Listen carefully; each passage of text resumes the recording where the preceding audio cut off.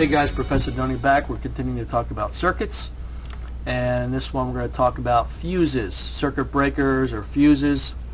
You blow a fuse or you blew the circuit, even if it's one of the ground faults, which is the little circuit you have to protect you in the bathrooms or kitchens or near water, where you can reset it if you blow the fuse and all the power goes out for that part of the house. So we have a simple circuit here. I have 3 devices plugged in and I have a fuse down here in blue.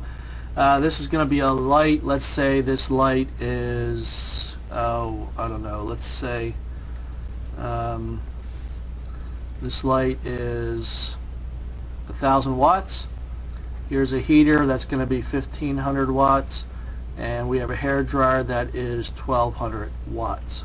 Now the heater and the hair dryer, you can probably look on the side of it and tell you what the power is. A lot of times it's the, whoever brand 1200 hair dryer. That's usually talking about the wattage it requires. So what we're going to find out here in this problem is we're going to find the max current that's going to flow when all of these devices are plugged in. So because as each one plugs in, it's going to draw more power and obviously have to draw more current. So we're going to find out the max that's available, and then we'll talk about the fuse idea.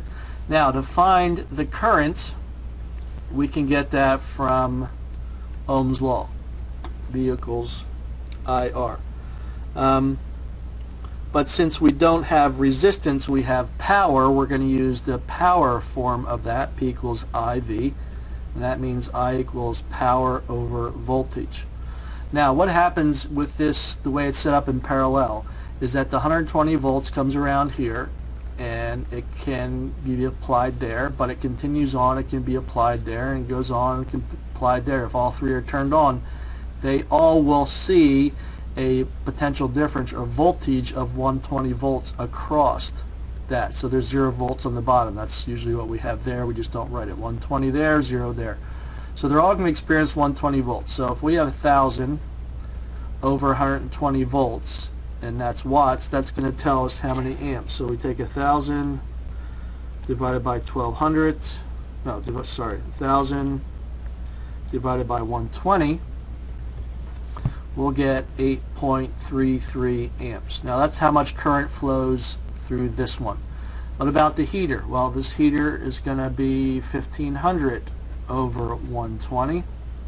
1,500 divided by 120 equals 12.5 amps. And the hair dryer on the end, if it's plugged in, 1,200 divided by 120, that should give us exactly 10 amps. So the max or total current that's going through is we just add up all the currents that are flowing.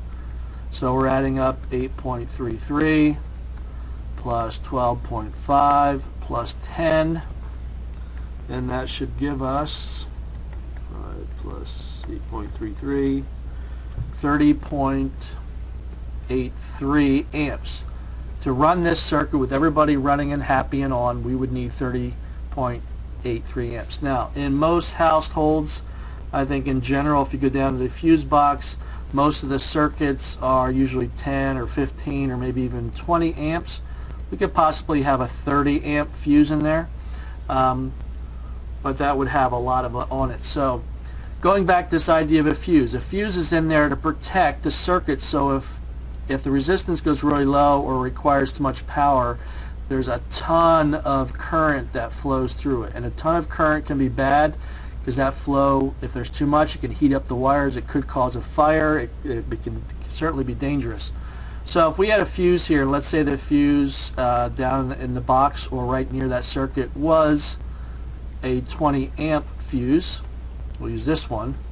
This 30 is much greater than that. What would happen is that would trip, or we would blow a fuse. That's an old term where it would actually burn out a little wire that was connected inside of this little device we'd screw in. You can ask your parents about that. And it would blow out the fuse, basically burn it. You'd have to replace this. Now the newer ones is you basically throw the switch, throw it back, it's good. So as soon as we turned on all 3 of these, it would try to pull too much current. It would be basically restricted by this fuse. The fuse would